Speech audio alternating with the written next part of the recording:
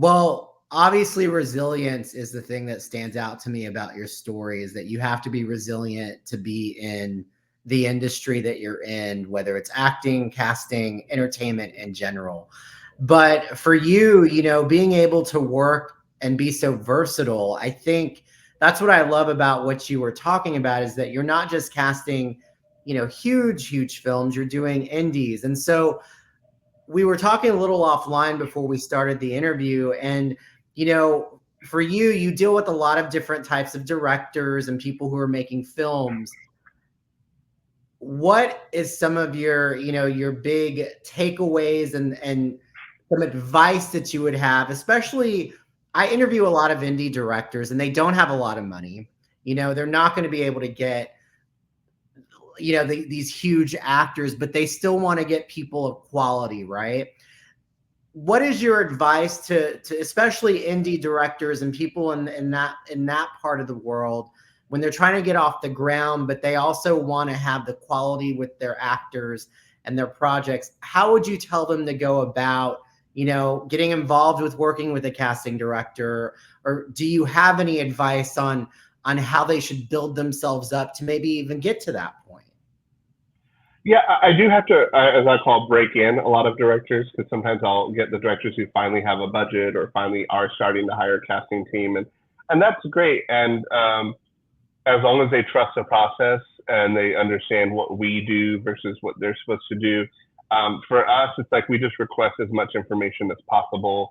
If there's any mood boards or any pitch decks or anything to, you know, just materials that help not just us pitch it to the actors, but to their representatives. And even if it is a big name, especially, you want to know more about the project and, you know, what, even what their inspiration is or what they're hoping to get out of the project. Because I feel like a lot of indie directors, especially now, they want to have those attachment deals where they want, oh, I want, you know, Eva Longoria, or I want Matthew McConaughey or Patricia Arquette to be in my film. All these names that, you know, came from Texas that ended up being huge names because they're hoping they'll attach themselves to their project.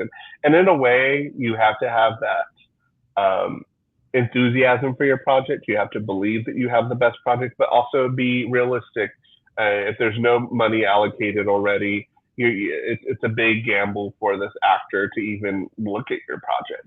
So my advice is to go local as much as possible, and even get like you know, a sample video or sizzle reel or something like, or even a teaser trailer, which has, or proof of concept is really huge right now. All local actors. So then now you have a film to be able to pitch to these people. So it's not just them using their imagination. And the bigger the actor, the harder it is to get.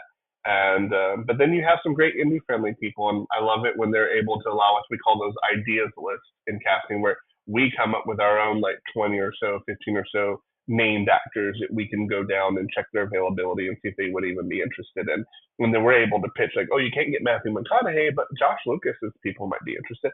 Stuff like that. I'm just throwing names out there that, you know, might be just as enticing. And that's what I think good casting is. We're able to provide these these great options.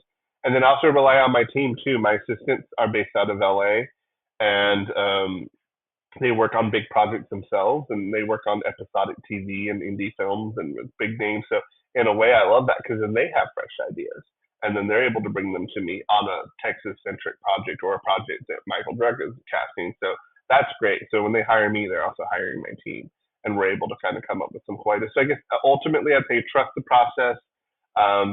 Understand that they'll probably hear no more than yes, but that's our job to kind of filter through who would be a realistic option, and just, you know, just know it's not the end of the world. Like, you know, you're going to, if you just had to cast everyone locally who hasn't had, you know, their breakthrough quite yet, you're still probably going to get a good film and a good project.